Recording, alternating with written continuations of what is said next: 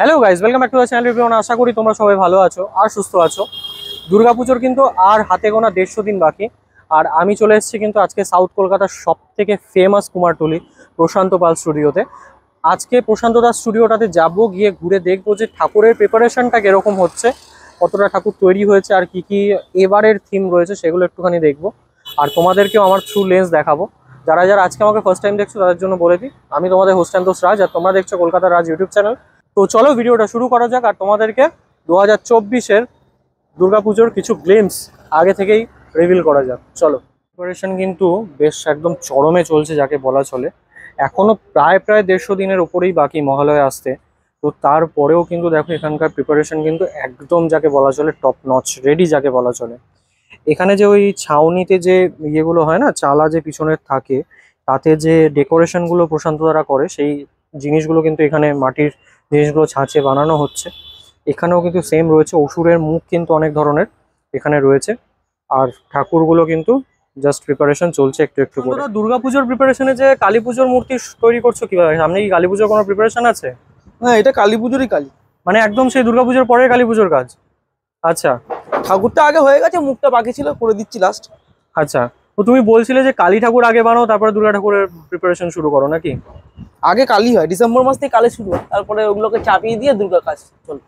আচ্ছা, মানে ওই সময়টাতে যাতে কোনো প্রবলেম না হয়, কারণ ওই সময়টাতে তোমার বৃষ্টির একটা ইয়ে থাকে, সেই কারণে কি? বৃষ্টি তো হয়, পরের কাজ আগে করতে হবে, বুঝলি? কালী ঠাকুরের সময় পাওয়া যায় না। হ্যাঁ, টাইমটা একদমই থাকে না। জাস্ট দেখো বেশ সুন্দরভাবে কিন্তু প্রশান্তদা নিখুঁতভাবে ডেকোরেট করছে এই মূর্তিটাকে। আমি এসে থেকে দেখছি শুধুমাত্র একের পর এক শুধুমাত্র মানে মায়ের মূর্তির যে মুখটা, সেটাকে ছাঁচে ফেলে বারবার করে সেটাকে রিফাইন করছে আর হাত দিয়ে একটু একটু করে ডিজাইন করছে।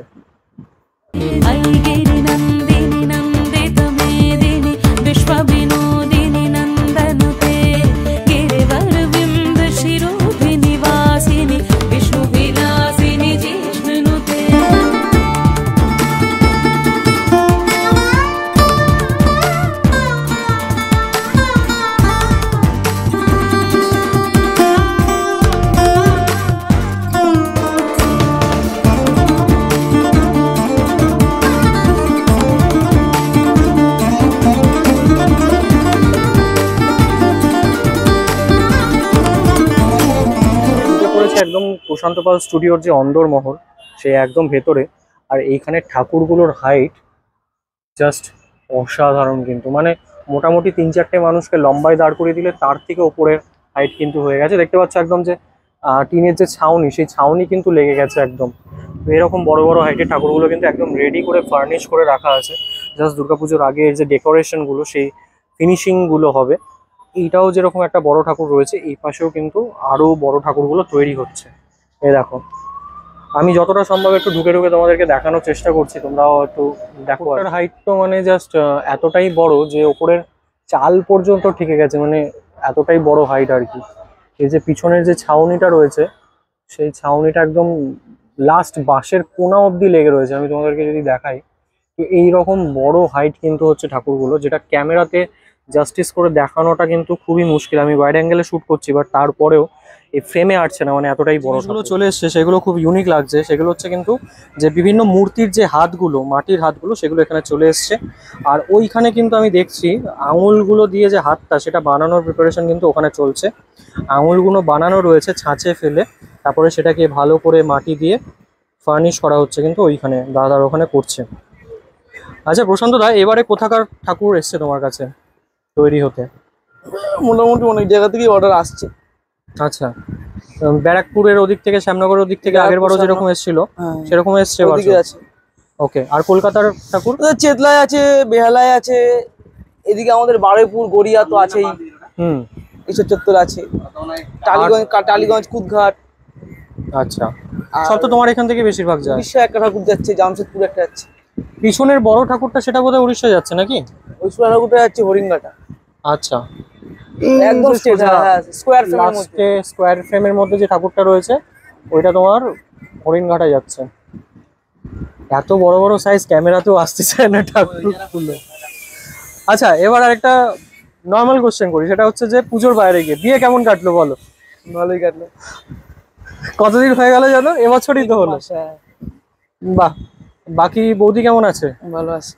আচ্ছা, দুর্গাপুজোর সময় তাহলে এবছর কি দাদা বৌদি দুজনকেই ব্যস্ততার মোড়ে দেখতে পাবো এখানে? যতটা পারবে করবে ওই আর কি। ওকে। আমাদের এই কাজ তো খুব খাটনির কাজ, বুঝতে পারছো? সময় এখানে তো তোমার বেশিরভাগ সময়টাই তোমার এখানে কেটে যায় দুর্গাপুজোর সময়টাতে। এখনো বেশিরভাগ সময়টা এখানে খায়। বাড়িতে মোটামুটি দুপুরে খাওয়া দাওয়া করতে যাই আর রাতে 10টায়। সেই। আর ঘুরতে বেরোলে সঙ্গে নিয়ে আসি, এখানে থাকে মাঝে মাঝে ঘুরে ঘুরে আসি। হ্যাঁ, কাজটা তো এখনই মেন সময় না। তখন তো জাস্ট আবার ফিনিশিং এর কাজগুলো নভেম্বর বেশি। ডিসেম্বর মাস থেকে তখন ঘোরা, তখন কাজের চাপ কমে যায়, এই সময়টা কাজ শুরু হয়। কাজে বেশি, হ্যাঁ। নভেম্বর ডিসেম্বর থেকে তো তোমাদের ওই ফ্রেমিং এর কাজগুলো শুরু হয়ে যায় না, মানে ছাঁচে ফেলে মূর্তিগুলো যে তৈরি করা। এবারেও কি ডেকোরেশনের জন্য যে ফ্রেমস গুলো তোমরা ইউজ করো, মানে ঠাকুরের যে ইউনিক মূর্তিগুলো ইউজ করো, মানে বানাও আর কি, সেগুলো কি ছাঁচে ফেলেই বানিয়েছো? আমাদের মাটির কাজের যা বিশেষত্ব সেই মাটির কাজই চলছে। ওকে। অভিনব কিছু আসছে? হ্যাঁ, মাটির কাজের মধ্যেই নতুনত্ব কিছু আসছে। ওকে, সেটা কবে নাগাদ মোটামুটি দেখতে পাবো? মাটি সাজানো গোছানো চলছে, আর দিন কুড়ির মধ্যে মোটামুটি মাটির সাজানো গোছানো কিছুটা করে শেষ হবে, কিছুটা করে আবার শুরু হবে। ওকে। মোটামুটি মাস দুয়েকের মধ্যে মোটামুটি আমাদের এই ভেতরে এই ঘরের কাজগুলো রেডি হবে। তারপর ওই পারে কাজ আছে, ওই পারে মাঠে কাজ কাজ আছে। আছে। 15ই আগস্টের থেকে রং লাগানো শুরু হবে। আচ্ছা, প্রচুর ঠাকুর রয়েছে যেগুলো কিন্তু মোটামুটি ফার্নিশড হয়ে রয়েছে, কিছুটা কিছুটা কাজ এখনো রয়েছে। আর মোটামুটি 15-20 দিনের মধ্যে কিন্তু এগুলো বেশ খানিকটা আরো কাজ এগিয়ে যাবে, যেরকম প্রশান্ত দা বললো আর কি। আর এইখানে যে ঠাকুরগুলো দেখো, হাইট মানে এক একটা চরম লেভেলের হাইট। এখানেও কিন্তু বোধহয় এটা ঘোড়ার মূর্তি, একটা আদল কাইন্ড অফ দেখা যাচ্ছে কিন্তু, যেটা মনে হচ্ছে এখন অব্দি দেখে। পুরো ঠাকুরটা তৈরি না হলে বোঝা খুব মুশকিল। বেশ দারুণ লাগছে দেখতে, মানে এত বড় বড় সাইজের ঠাকুর কিন্তু একমাত্র প্রশান্ত দা স্টুডিওতে আসলে তবেই কিন্তু দেখা যায়।